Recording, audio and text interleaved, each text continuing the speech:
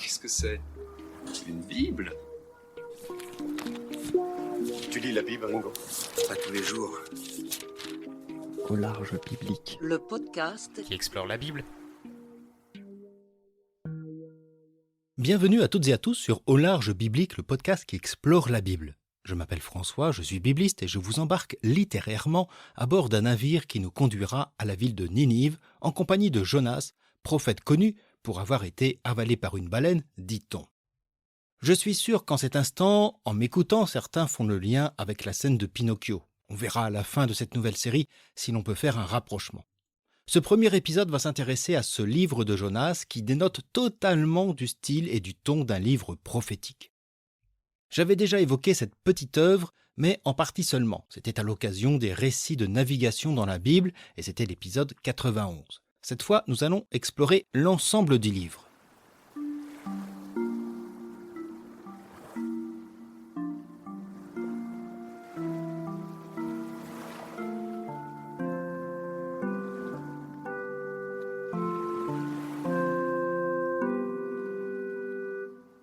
Jonas est un héros très étrange dans une bien étrange histoire. Je vous fais le résumé. Dieu demande à un certain prophète juif nommé Jonas de se rendre à Ninive, capitale de l'Empire assyrien, pour y dénoncer sa méchanceté. Jonas refuse et décide de partir loin de la Judée en navire. Mais Dieu envoie une terrifiante tempête. Les marins se doutent qu'un des leurs a offensé son Dieu. Jonas avoue son offense et se résout à être jeté par-dessus bord. Alors, Dieu envoie un animal marin récupérer Jonas qui restera dans son estomac 3 jours et 3 nuits avant d'être rejeté sur le rivage. Pour la seconde fois, Dieu réitère sa demande. Le prophète part pour Ninive où il annonce la destruction imminente de la ville. La parole de Jonas fait son effet. La cité se repent et cesse de faire le mal. Du haut d'une colline, Jonas regarde Ninive qui ne sera pas détruite. Ce qui fâche Jonas, qui ne comprend pas cette situation. Pour soulager le prophète, Dieu fait pousser une plante qui lui procure un peu d'ombre, mais aussitôt il la fait dépérir par un ver. Jonas est encore plus en colère. C'est alors que Dieu lui explique son geste de pardon envers Ninive. Ce résumé ne dit pas tout. Vous entendrez ce récit complet à la fin de cet épisode pour celles et ceux qui voudraient mieux le connaître. Cependant, nous pouvons déjà souligner quelques points intéressants. Le premier concerne le genre du récit. On a longtemps considéré ce livre comme historique, racontant les faits et gestes réels vécus par le prophète Jonas. Avant une approche critique des textes, beaucoup pensaient que rien dans la Bible ne pouvait être imaginaire. D'ailleurs, depuis toujours, ce livre suscitait la moquerie des Grecs et des Romains, mais aussi de certains croyants qui y voyaient un récit invraisemblable. Aucun homme ne peut survivre 3 jours après avoir été avalé par un animal marin. Invraisemblable, c'est-à-dire incroyable, qui ne peut être cru ni crédible. Pourtant, ce genre de récit imagé et merveilleux est assez courant dans les récits de marins à l'époque. De fait, des indices nombreux indiquent la proximité du livre de Jonas avec les contes imaginaires. Outre l'histoire du poisson, il y a celle de cette plante qui pousse aussi vite qu'elle périt à cause d'un ver. Le livre de Jonas ne met pas en valeur le prophète de Yahvé, ce qui est unique et inhabituel pour un récit biblique. L'ouvrage appartient à un corpus qu'on appelle les 12 petits prophètes où l'on trouve les écrits ou les paroles des plus anciens prophètes comme Amos ou Osée et ceux de Zacharie, Joël, etc. L'ensemble est une collection d'oracles. Jonas détonne au milieu de ces 12 petits prophètes. Il est le seul à avoir un caractère narratif. La prédication de Jonas se résumera en 5 mots. Certes, on y trouvera un psaume et quelques dialogues entre Jonas et Yahvé, ce qu'on ne trouve pas dans les livres des prophètes excepté, et on y reviendra, Élie. Jonas a toutes les caractéristiques d'une fable, ou pour reprendre un vocabulaire biblique, les caractéristiques d'une parabole, comme on a pu l'observer avec Ruth ou Babel récemment. Mais dans ce cadre-là, le livre de Jonas est surprenant, notamment en raison du personnage même et du cadre dans lequel se déroule le récit.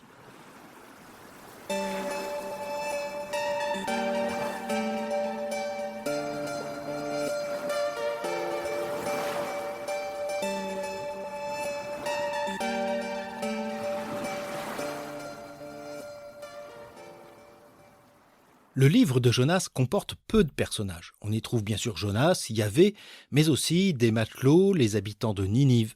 C'est à peu près tout. On pourrait aussi ajouter l'énigmatique animal marin, le ver du ricin et les animaux qui peuplent Ninive. L'histoire se déroule essentiellement hors du territoire d'Israël et de Juda. Ces noms propres n'y apparaissent même pas, ni même Jérusalem. Alors il sera question dans un psaume du temple. Dans ce récit, Jonas est un prophète hors frontières, malgré lui. Habituellement, les prophètes, porte-parole de Dieu, exhortent à la fidélité et vitupèrent contre les égarements des fils d'Israël et s'adressent parfois à l'encontre des mauvais païens idolâtres. Mais dans ce texte, il n'est pas question des fils d'Israël, et les païens idolâtres tiennent le bon rôle. On pourra en dire de même à propos de Jonas qui ne cesse de contredire Yahvé ou d'être sourd à la mission confiée. Si Jonas est le personnage principal, il fait figure d'anti-héros. Le texte souligne ses craintes, ses colères, ses doutes. Jonas ne ressemble pas à la figure exemplaire du croyant. C'est peut-être aussi pour cela qu'on aime bien ce personnage. Enfin, moi surtout. Une figure très humaine, dans le sens où il agit avec ses défauts et ses faiblesses. Râleur, colérique, dépressif, parfois contre Dieu, souvent dans l'incompréhension. La question qui se pose, c'est le pourquoi de la rédaction d'un tel récit qui s'oppose à la figure attendue du prophète fidèle à Yahvé, même contesté par les siens. Jonas n'est pas obéissant et n'est nullement contesté, pas même par les païens. Jonas, c'est l'anti-héros sympathique. De plus, le texte fait preuve d'humour. On rit de ce Jonas contestataire et râleur, tout autant qu'un Parisien en vacances au mois d'août. Je plaisante, bien sûr. Mais effectivement, il y a un aspect caricatural chez Jonas. Ses réactions sont exagérées. Mais tout est exagéré dans ce livre. Tout y est grand, un mot qui reviendra souvent dans le texte. Une grande ville, un grand vent, une grande tempête, un grand ou un gros poisson, une grande peur, un grand mal, une grande joie. Bref, tout est grand dans ce récit et Jonas paraît bien petit. Jonas est un original, tout comme sont originaux certains tableaux du livre. Le rédacteur montre ainsi des scènes humoristiques, où, suivant le décret du roi de Ninive, hommes et bêtes, grandes et petites, doivent jeûner et doivent se revêtir d'un sac, le vêtement de deuil. On les imagine du bœuf à la poule ainsi vêtue. Par ces touches d'humour, par cette narration particulière, le lecteur est très vite plongé dans une histoire qu'il n'aura aucun mal à assimiler à un conte oriental. Mais ne nous y trompons pas. Sa place dans la Bible indique qu'il a aussi un intérêt didactique pour les croyants. Bref, non seulement on peut se poser la question pourquoi avoir écrit ce livre, mais aussi pourquoi l'avoir intégré au corpus des 12 petits prophètes. Ce qui nous amène à la question de sa rédaction.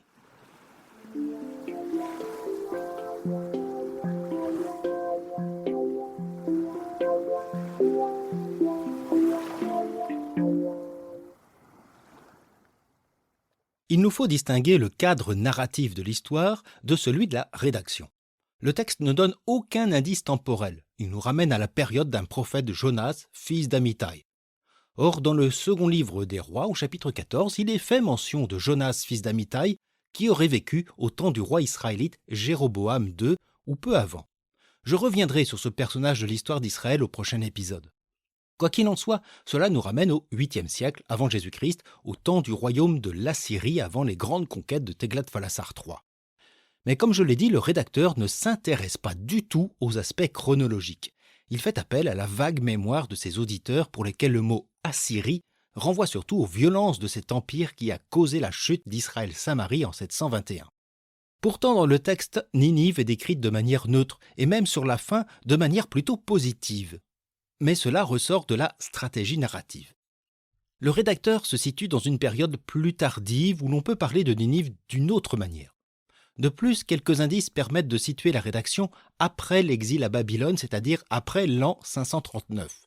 Le livre, en effet, évoque ou cite plusieurs figures et écrits bibliques. En premier lieu, les péripéties de Jonas ont des accointances, parfois dans les contradictions, avec le cycle du prophète Élie. L'appel divin pour la mission de Jonas emprunte les mêmes termes que pour la mission d'Élie. Ce dernier doit lui aussi se rendre dans une ville païenne nommée Sarepta. L'un et l'autre, après le succès d'une mission, demandent à mourir, pour des raisons différentes. Là aussi, nous reviendrons sur ce point. Les liens narratifs entre Élie et Jonas sont patents. Plus encore avec le chapitre 36 du livre du prophète Jérémie.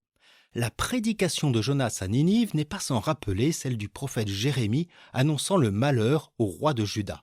Il y est question également de jeûne et de repentir, même si les réactions entre Juda et Ninive sont différentes.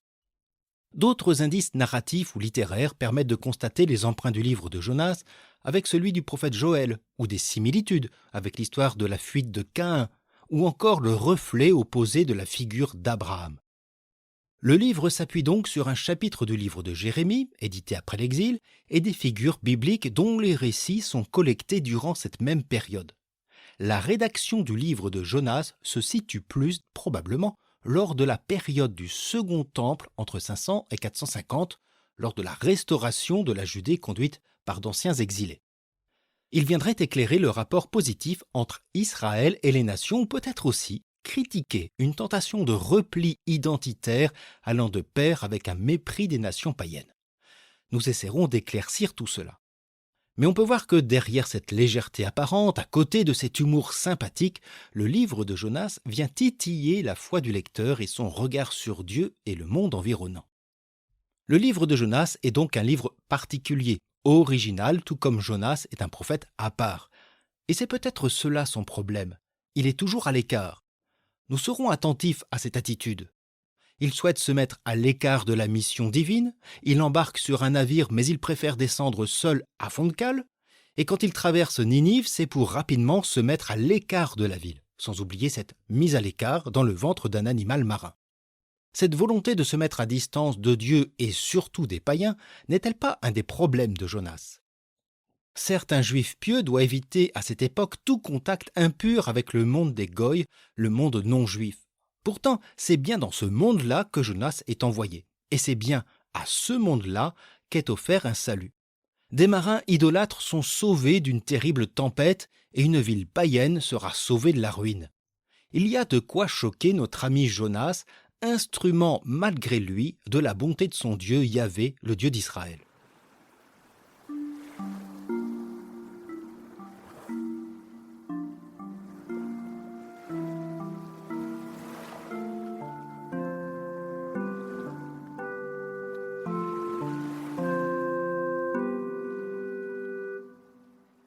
Le livre de Jonas est un récit très court, de 48 versets, que vous pourrez entendre à la fin de cet épisode. La lecture ne dépasse pas les 10 minutes. Le texte est organisé en 2 grands tableaux avec un même déroulement. La première partie commence par l'appel de Dieu suivi de la réponse négative de Jonas. Puis vient l'épisode de la menace d'une terrible tempête qui conduira à la conversion des marins avant que Jonas ne soit avalé par un poisson.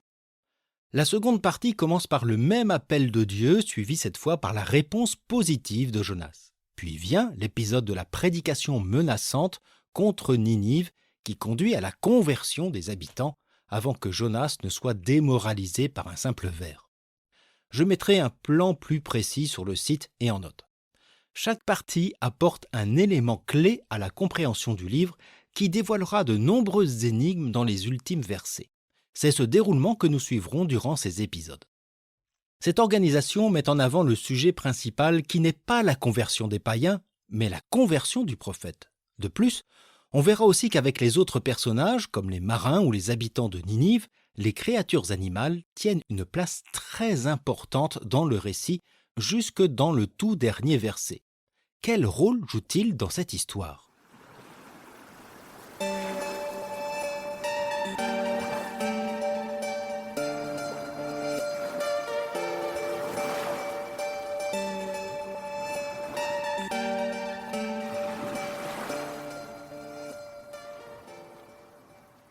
Des matelots et des habitants d'une grande cité, des animaux, une plante, un navire et au milieu de tout ça, le dialogue ou l'absence de dialogue entre Yahvé et son prophète.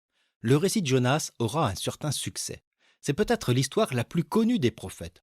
Tous les ingrédients romanesques sont présents. Le drame et l'humour, le merveilleux et le tendre, un anti-héros sympathique.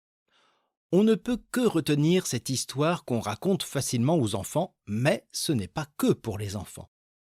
Le succès de Jonas, notre prophète, pas Michel, se retrouve dans le Nouveau Testament où il est fait mention en 3 endroits de l'expression « le signe de Jonas ».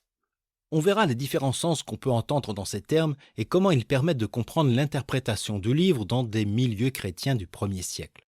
Bien plus encore, on retrouve des allusions explicites au livre de Jonas avec les récits de la tempête apaisée par Jésus, ou dans le livre des Actes des Apôtres lors du naufrage de Paul à Malte. Et l'histoire de notre petit prophète caractériel va aussi se retrouver dans le Coran, où il est cité 6 fois. Le Coran le désigne comme l'homme au poisson.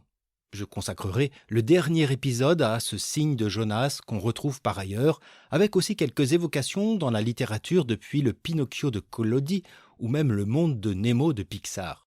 Doit-on faire un lien entre ces œuvres et le livre biblique ? Eh bien, nous le découvrirons.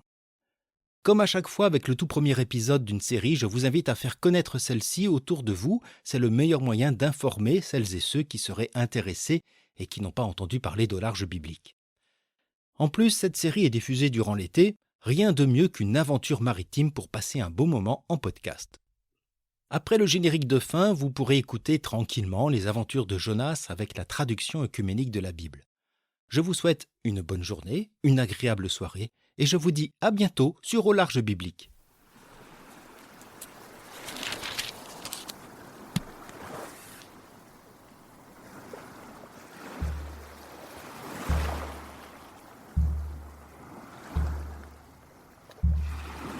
Au large biblique est un podcast créé et animé par François Bessonnet, prêtre et bibliste.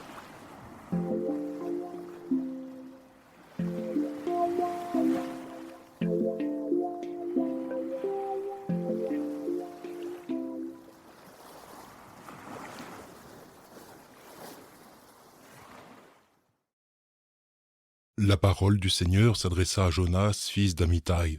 « Lève-toi, va à Ninive, la grande ville, et profère contre elle un oracle, parce que la méchanceté de ses habitants est montée jusqu'à moi. » Jonas se leva, mais pour fuir à Tarsis, hors de la présence du Seigneur.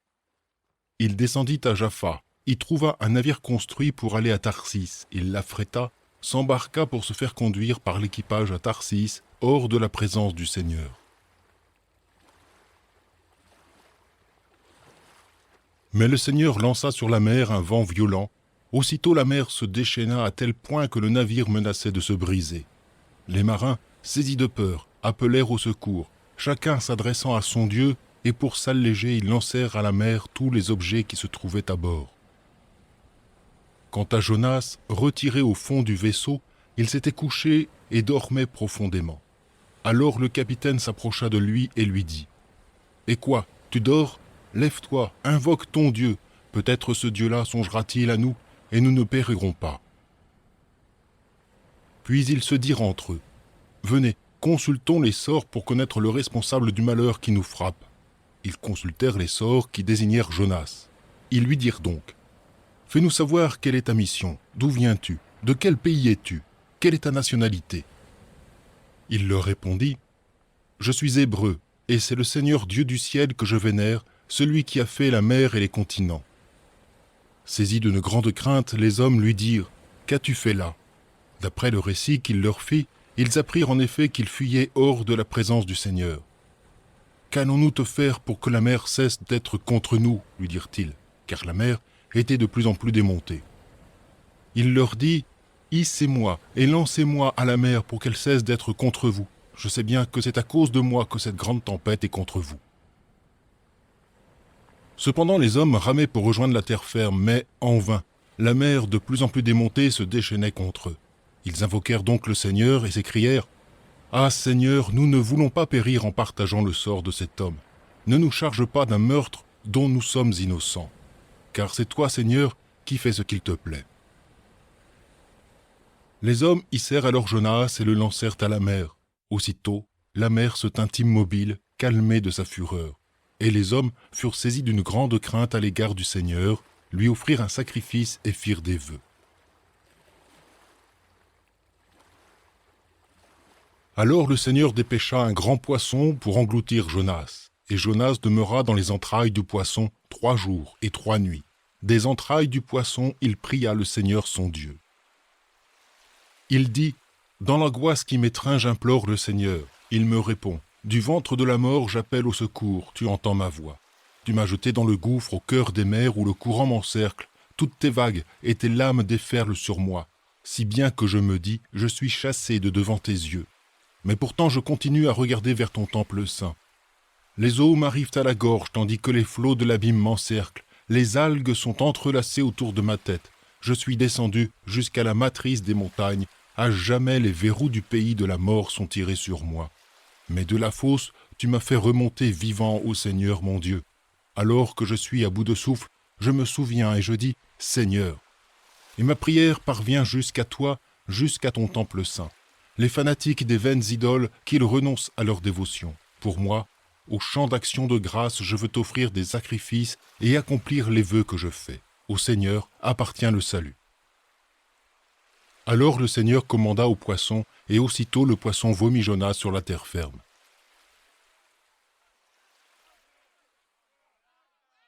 La parole du Seigneur s'adressa une seconde fois à Jonas. « Lève-toi, va à Ninive, la grande ville, et profère contre elle l'oracle que je te communiquerai. » Jonas se leva et partit, mais cette fois pour Ninive, en se conformant à la parole du Seigneur. Or Ninive était devenue une ville excessivement grande, on mettait 3 jours pour la traverser. Jonas avait à peine marché une journée en proférant cet oracle, encore 40 jours et Ninive sera mis sans dessus dessous, que déjà ses habitants croyaient en Dieu. Ils proclamèrent un jeûne et se revêtirent de sacs, des grands jusqu'aux petits.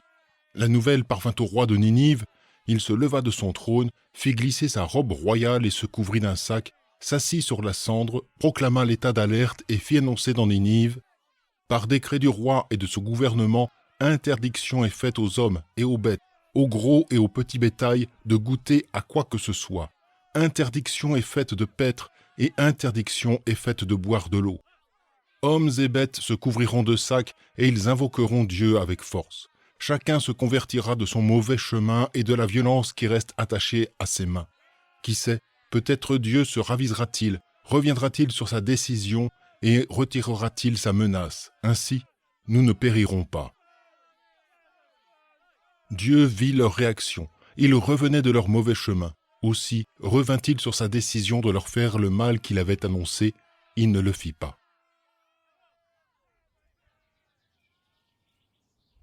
Jonas le prit mal, très mal, et il se fâcha. Il pria le Seigneur et dit « Ah Seigneur, n'est-ce pas précisément ce que je me disais quand je vivais sur mon terroir ? Voilà pourquoi je m'étais empressé de fuir à Tarsis. Je savais bien que tu es un Dieu bon et miséricordieux, lent à la colère et plein de bienveillance, et qui revient sur sa décision de faire du mal. Maintenant, Seigneur, je t'en prie, retire-moi la vie. Mieux vaut pour moi mourir que vivre. » « As-tu raison de te fâcher ?» lui dit le Seigneur. Jonas sortit et s'installa à l'est de la ville. Là, il se construit une hutte et s'assit dessous, à l'ombre, en attendant de voir ce qui se passerait dans la ville. Alors le Seigneur Dieu dépêcha une plante qui grandit au-dessus de Jonas, de sorte qu'il y avait de l'ombre sur sa tête pour le tirer de sa mauvaise passe. Cette plante causa une grande joie à Jonas. Le lendemain, à l'aurore, Dieu dépêcha un ver qui attaqua la plante. Elle creva. Puis, quand le soleil se mit à briller, Dieu dépêcha un vent d'est cinglant, et le soleil tapa sur la tête de Jonas. Prêt à s'évanouir, Jonas demandait à mourir. Il disait « Mieux vaut pour moi mourir que vivre. » Alors Dieu lui dit « As-tu raison de te fâcher à cause de cette plante ?» Jonas lui répondit « Oui, j'ai raison de me fâcher à mort. » Le Seigneur lui dit « Toi, tu as pitié de cette plante pour laquelle tu n'as pas peiné, et que tu n'as pas fait croître. Fille d'une nuit, elle a disparu âgée d'une nuit. Et moi, je n'aurai pas pitié de Ninive, la grande ville, où il y a plus de 120 000 êtres humains qui ne savent distinguer leur droite de leur gauche, et des bêtes sans nombre.